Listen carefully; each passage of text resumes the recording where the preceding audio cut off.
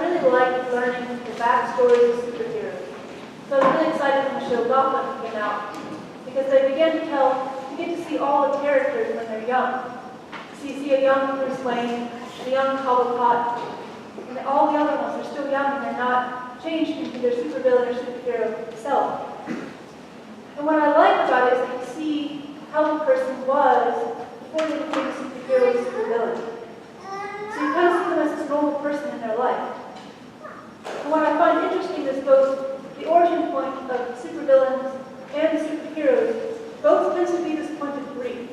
Whether through an accident or somebody dies that's really close to them, like Bruce Wayne loses his parents, and from that point on sets to make things right, to make things good. But the supervillains, oftentimes, they've had something bad happen to them in that grief. They decide they're going to seek revenge. And so all these characters, both the superheroes and supervillains, they're all transfigured, and they all continue to wear a mask, like Moses does in the Old Testament story. So they make me think a lot of this. When I think of transfiguration, I always think of superheroes. Because in the day, they just kind of hide in plain sight, and they look like everybody else. But then when at night comes, their superhero, supervillain selves are revealed.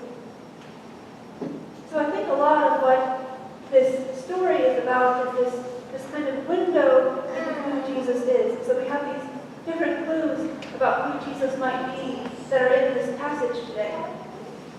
So we have this light that shines upon him, and light is something that reveals what might have been hidden in the shadows. So in plays, they'll put a spotlight on the person who is speaking. Light was also used in a TV show in the 90s called Touched by an Angel, which as a kid I watched, I think it was on Sundays, and there was this group of angels that looked like normal people, but 10 minutes to the hour, I think like 7:50, they glowed. It was like, glow time! And I was like waiting, it was always the same minutes, and I always expected, and it was wonderful because I just knew they were going to glow. And so this light is something that reveals what might have already been there. So maybe the light is just showing the disciples what maybe Jesus was always glowing, but the disciples weren't able to see it. Maybe this is the first time he glows, just so the disciples know, so they can spread the word at the time. And you also get these clouds, which are another clue in the puzzle. Clouds often symbolize something that's otherworldly. In TV shows and movies, when the clouds or mist rolls in, it's usually time for a dream sequence. And they're always something that you can't quite see what might be there, so it can kind of be mystifying. So in magic shows, they use fog and stuff to show the big tricks, have the more fog in them. And the clouds in the Bible, you've got clouds where God's riding in the clouds in the Old Testament. And then you've got clouds both at the baptism of Jesus, where a voice comes from the cloud, says, "You are my son, my beloved, in whom I am well pleased." And at the ascension, you have Jesus riding on a cloud up to heaven.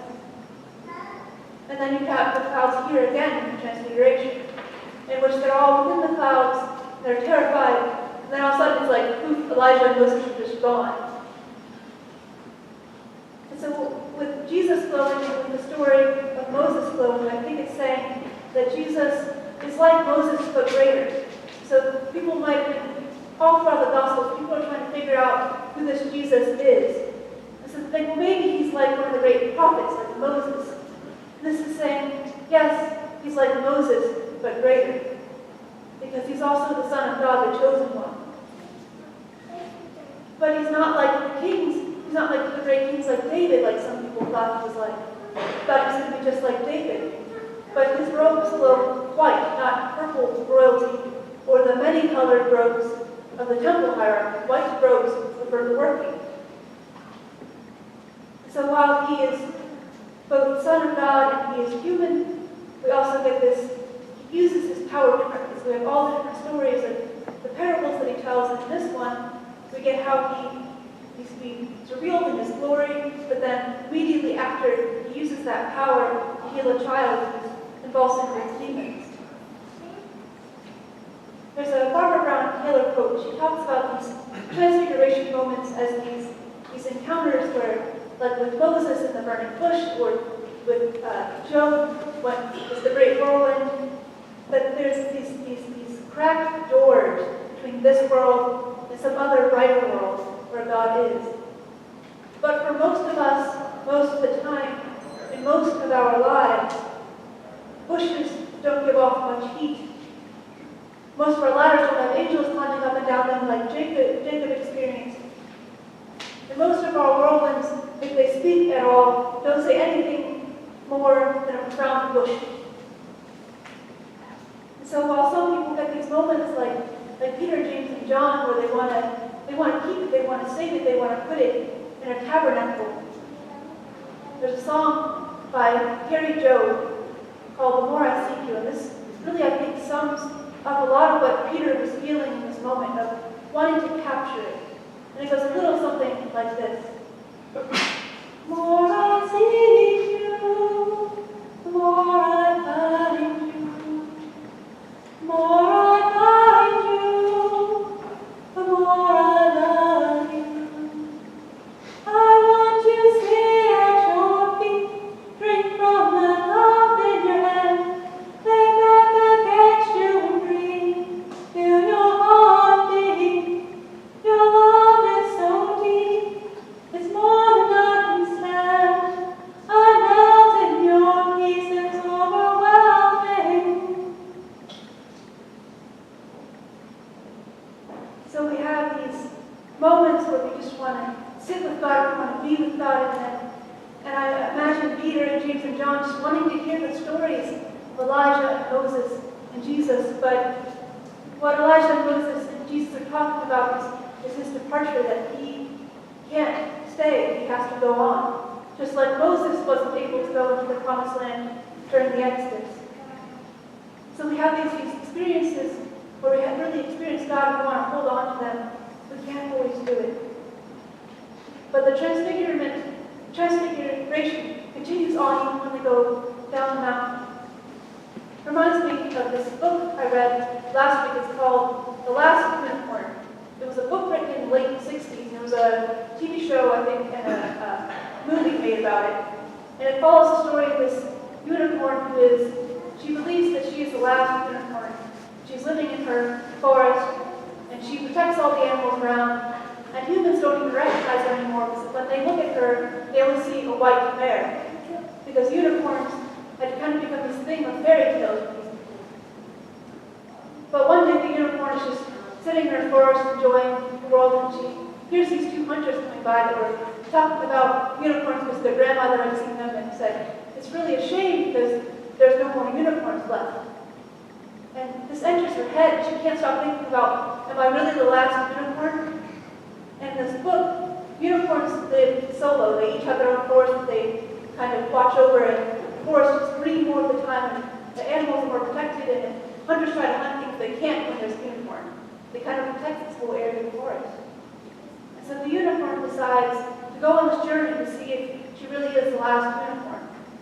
And she begins this journey by herself, but then she's asleep one night and gets captured by a witch that has this carnival where she's got a whole bunch of different animals that she's got captured and captures the unicorn. The unicorn can't get out of the cage.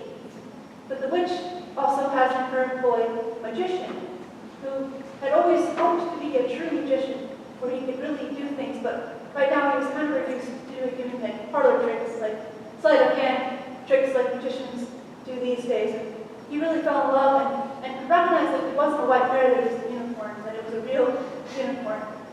So the magician decides to free the unicorn.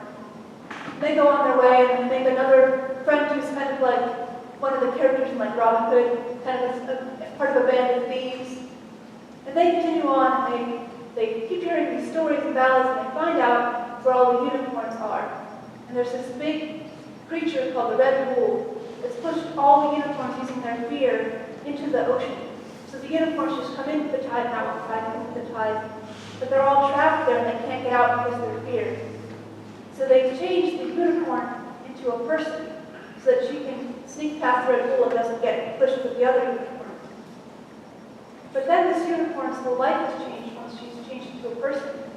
Because she's able to love, and she falls in love with the prince.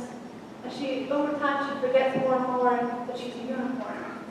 So she has to have her friends remind her that she is a unicorn. And towards the end of the book, there's kind of the last battle point in time.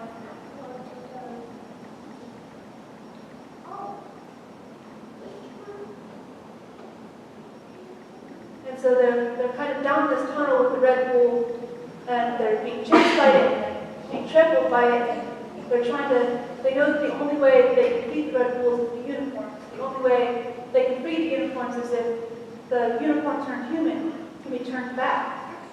So the magician finally realizes his real powers, and in this moment is able to change her back into a unicorn, which had never been able to be done before. So now he is a true magician. And he describes this scene before him as she changes back into a unicorn. The magician says that these things happen both swiftly and slowly as they do in dreams, where it's really the same thing. The unicorn stood very still, looking at them all out of lost elsewhere eyes. She seemed even more beautiful than had been remembered, for no one can keep a unicorn in their head for long. Yet she was not as she had been, no more than she was. So while she returns to her original form, she's no longer the same unicorn as she was before. And she tries to turn back and go back to the forest and live life the same, but she realizes that now she can experience regret what she did before. She experienced love. So she's forever changed, even though she looks like the same old unicorn. And Jesus returns to his way of looking before glowing. He looks like the same old Jesus. But Peter, James, and John are different. And in this story, the magician and all the friends that she makes along the way know that it's different. The prince also knows that it's different because he was in love with her, and it never happened now that she's a unicorn. Now all the other unicorns are released and they go back into the wild. So think about these moments of transfiguration where we are changed by these experiences, but we can't ever go back to the way it was before. It's like in Beauty and the Beast, where the beast is kind of up in the cloud when he's being changed back into the person he was before. He can't live a life without having never been the beast. Now he's been the beast for a while, so his life is changed by that. So we have all these examples of how life has changed once you've been transfigured. So we, as a transfigured people, can't live the same. So as the letter to the Corinthians says, the veil is off. You've seen God, you've seen what God looks like in the scriptures, and so we are called to live boldly, knowing in our hearts that God is with us and God is for us. God is helping us through all these things through the Spirit.